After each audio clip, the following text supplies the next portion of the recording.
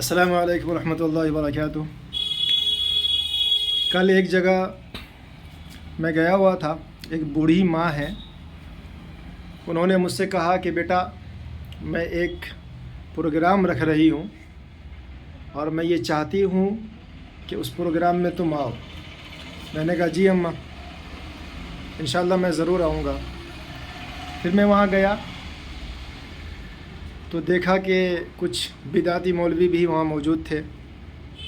مجھے ان سے کیا مطلب تھا، میں گیا، اماں کی دعوت پر لبیک کہتے ہوئے میں اس پروگرام میں حاضر ہوا، اور اس کے بعد قرآن و حدیث کی باتیں بتا کر مجھے کہیں اور جانا تھا، میں وہاں سے روانہ ہو گیا۔ اس کے بعد ساتھیوں نے بتایا کہ آپ کے جانے کے بعد جو بدعتی مولوی وہاں موجود تھے انہوں نے آپ کی باتوں کی مخالفت کی ہے۔ انہوں نے یہ کہا کہ یہ جو بھی باتیں بتا کر کے گیا ہے یہ ساری باتیں جھوٹ ہیں، من گھڑت ہیں، اور ان کی باتیں نہ ماننا، اور یہ بھی کہا کہ میں ان سے ڈیبیٹ کرنے کو تیار ہوں۔ جب یہ خبر مجھے پہنچی تو میں نے کہا الحمدللہ، شوق سے آ جائیں بھائی، ڈیبیٹ کرنا ہے، میں بھی تیار ہوں، آ جائیں۔ اس کے بعد مزید میں یہ کہنا چاہتا ہوں، ایسے تمام مولوی نما لوگوں سے کہ شب برات کی رات میں غسل کرنا، نئے کپڑے پہننا، پٹاخے پھوڑنا، مزار گھومنا، مزاروں کا چکر لگانا، حلوے بنانا، دہی اور چاول رسم کے طور پر بنانا،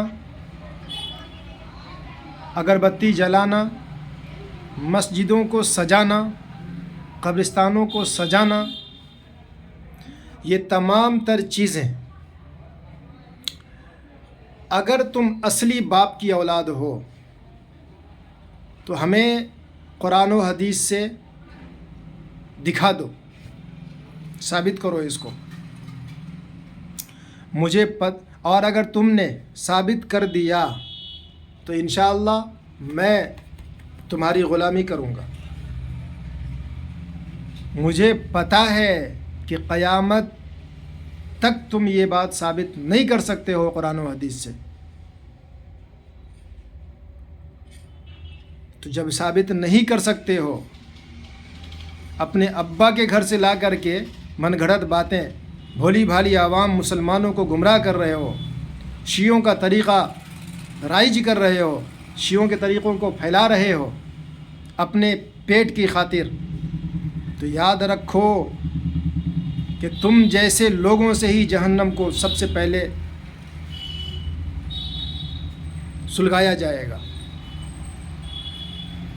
خدا کا خوف کرو، کچھ تو خیال کرو کہ آخر ایک دن مرنا ہے، اللہ اس کے رسول صلی اللہ علیہ وآلہ وسلم کے سامنے حاضر ہونا ہے، ان کو کیا منہ دکھاؤ گے؟ شرم کرو۔ رہی بات ڈیبیٹ کی تو آ جاؤ، شوق سے تیار ہیں انشاءاللہ، جب بولو،